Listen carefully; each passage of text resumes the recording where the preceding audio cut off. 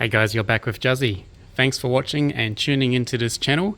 And as you know, I don't really get much time to do my installs on my car or my bike until the weekend, but most of the time it's every fortnight because of family commitments. So basically, this weekend I have to wash the Evo, clean the engine bay, and continue further modifications to the Honda Rebel 500. So if you're watching my YouTube, there's a high chance that you've probably subscribed to my Instagram channel. So basically Instagram is Tweet Rebel, and I made a post recently that just seemed to have skyrocketed, and the stats for it are just unbelievable. People are sharing this content, they're saving it, and I've almost hit 1,000 subscribers on YouTube. So when I started this channel about 3 years ago or so, it was purely on the content on my Lancer Evo 10, and then it just sort of stagnated for a while as mods didn't sort of continue to go at around about 800 or so subscribers. But since purchasing this Honda Rebel and giving regular updates on mods that I have been performing on the bike, I've had lots of activity, and yeah, just want to thank everyone, existing and new subscribers to this channel, who are interested in either or machine. So I wrote recently that I am halfway there in terms of modifying the Rebel 500, which I'm yet to name. But perhaps you guys can throw me some suggestions, but in the meantime, I have had some parts arrive. So I've got this to go, plus a set of front indicators. So in my last video, I did the aftermarket speedra adjustable 3-piece levers to the Diablo drag bar, and yeah, it feels really good. Yeah, basically it's really smooth to use. It's closer than the original OEM levers, and just perfect overall. No noise, no vibrations, really good. But yeah, I'm just not liking the front large indicators that are on the bike. I don't want to go mini bullet style like I've got on the rear here, but I am interested in going something that's in between, and so I've got a larger bullet style just like this. It's probably about yay big. I got a package which I'm really looking forward to, which is from Red Dragon. So Tristan from Red Dragon has sent to me the forward controls for the Honda Rebel 500. I believe it also works for the 300, and I'll be doing that install probably next weekend, if not the weekend after. So that's the one where you move the controls for the foot on either side, and it goes forward somewhere like 13 centimeters or so. So I've confirmed with Tristan that that works with the Diablo front engine cover, and yeah, basically I can't continue using this frame slider. So I've got full insurance on the bike, so who knows, I might be able to work something out or might not, but that'll be coming off so I can put the forward controls on. I've also had, if you've seen in my last video, I've had the Diablo aftermarket rear shocks come in, so they're 2 centimeters shorter than what the OEM shocks are, and they make for a firmer ride as well. And I've also got the Diablo front shorty fender. So basically it sort of goes to about here and here. So that'll be coming off when at the same time I go to install my aftermarket wheel covers. Now I didn't buy the wheel covers from KSPEED. So they are aluminium. They come with all the appropriate bolts to bolt it in. So I'm going to put it on, and if I don't like it, I'll just get the genuine thing. So that will mean that the wheel has to come off, the forks. Same thing for the rear. I've got to take the wheel and tire off, so I have a video for all of this stuff. And yeah, so that is what I've got to go. Now, this week I was riding my bike to and from work. I probably rode it about 3 or 4 times because the rain sort of eased up. And yeah, I continued to have just a little bit of difficulty seeing out of this right mirror. I've got the left one down pat, it's great. but for whatever reason it just doesn't seem to be right for me on this right side. So I've even started looking at alternative mirror options, and I do like the look of the bike with the downswept mirrors, so the hanging down style. But what I was actually thinking of, the mirrors aren't actually that bad. So a lot of people complain that they don't like looking down or taking their eyes off the road, but for me, I seem to be fine with it. It might just be that because I'm 170-ish centimeters, and so people who are taller than that probably will be looking down a lot more. But I would say that if you are 170 centimeters, then the mirrors are fine. But for whatever reason, I'm just finding that the inner side of my wrist area, as you can see like that, it's just covering the mirror, and it's not quite right. So today I'm going to move this forward and lock it in, but then try and move the mirror back. The problem is that the mirror is at full lock, so to speak, and so I just can't seem to get that right. So I've been looking at aftermarket ones online, and I've been thinking of perhaps getting a mirror that's more kind of an oval shape. It's got some edges on it, but that would allow me then just to tilt it a bit and give me a wider range of view. So I might end up doing that, and I might not, just depending on how I go with that. I think I just need a little bit more time just to get used to it. Yeah, so that's all the installs I've got to go. So today we're going to try and knock over some of the easy stuff. So I've got this little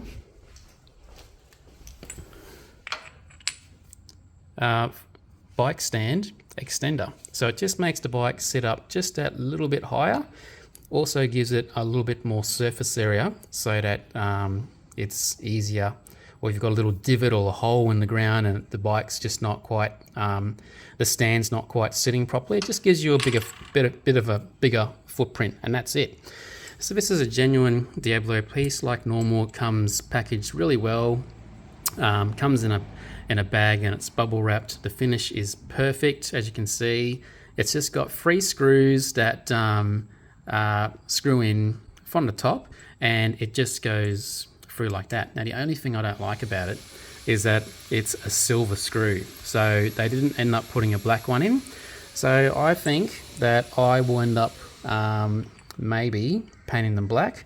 Not sure. There is a whole range of bolts on the bike, and when you look at the bike, it doesn't look so obliviously obvious that it is grey, but I'm not quite sure how I feel about that. So what I'm going to do is just use my Allen key to undo these bolts, slip it under, and then just do it back again from the top, and let's see what that looks like. Okay, so I've just undone these 3 bolts, these Allen headed bolts. They're probably about a centimeter or so tall, and they've got the chamfered edge, so it sits flat and flush. Inside this, which is designed to make it look as nice as it can go. So yep, as I said, I've undone those 3 bolts, so that's what it looks like, no different from the bottom. So yeah, I'm going to now just sort of lift the bike up. I haven't got someone here with me, so I'm going to lift the bike up and pop that underneath. All right, so I simply just stood up, lifted the bike up, and popped it under. Fit is perfect, no issues whatsoever there. Now, because this is a large piece that's got the whole weight of the bike on here, as you can imagine, the bolts that are here are going to be under a bit of a stress. So basically, I would recommend putting some Loctite on it.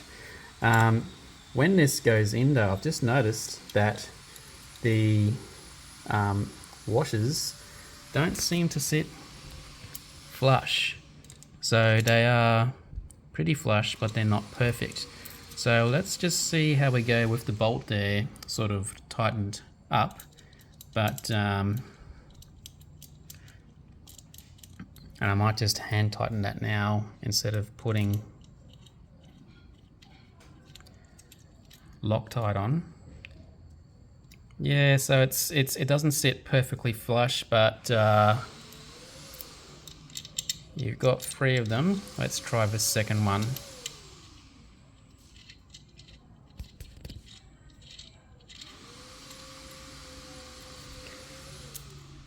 Across the road is doing some gardening today, so we've got a little bit of ambient noise. Welcome to suburbia life. Yeah, so all three of them, particularly these two, are just a little bit up. Not quite sure how it's going to go in terms of longevity with the bolt, but it certainly sits in there tight. So, what do I think of the look of it being grey? I guess it's not too bad given that you've got bolts there, like I said. So, yeah, I'd say that height is around about 0.8 of a centimetre to maybe about 2 centimetres there. In reality, where the actual bottom of the foot stand is, it's probably about 1 centimetre off the ground. So it does sit the bike up a tiny bit, but it does give it a much bigger footprint. Now, I'm now going to try and prop this up with a box. Let's see if we can see how the stand sits when it goes up. So here we go, just standing the bike up now. So I've got the stand, and as you can see, when it's up in the upright position, it doesn't tend, it's about 4.5 centimetres or so. Okay, so I've decided that I didn't like the look of the chrome on the screws and surrounds for the screws. So I've just given them a fresh paint. And I've just realised, just in case you were wondering, if you're wanting to change the angle of your headlight, there is actually a little wind out screw here. So as you tighten or undo that, the angle of that headlight changes. So the only reason I noticed that is because I have to somehow get this bracket into here, and I can't get it to get there at the moment because that bolt is in the way. I've got to get these two off at least. So I might just be able to undo this one and one on the other side, and then this hopefully has some leeway. Okay, so now I've managed to just take out one of these bolts, so you've got an idea of just how far deep the thread is for that. It goes almost right to the very bottom of that part. Now, having a relook at this bracket, it looks to me like this bracket needs to go under all of this headlight assembly. So you don't need to take the bolt out all the way, but you need to take it out just enough so that you can slide that bracket just underneath there. So around about, 0.5 centimetre or so. Alright, so I've now been able to straighten up the handlebars and just use my fingers to tighten these bolts down. And again, of course, because the thread's so long, it does take quite a while. But it does slide in there, and it does fit just without fouling. It is a tight fit, but it does fit. Like everything that I've had from Diablo KSPEED does.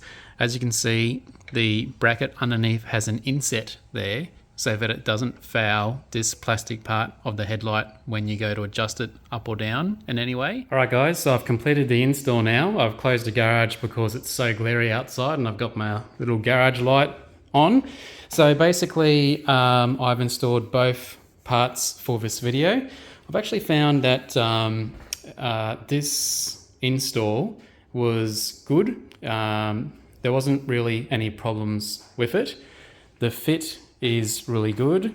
You can adjust the bracket so that if there's any issue with hitting the forks or the fork cover, depending on what year model you've got, then you can sort of space it out. You do have the ability to adjust the headlight still.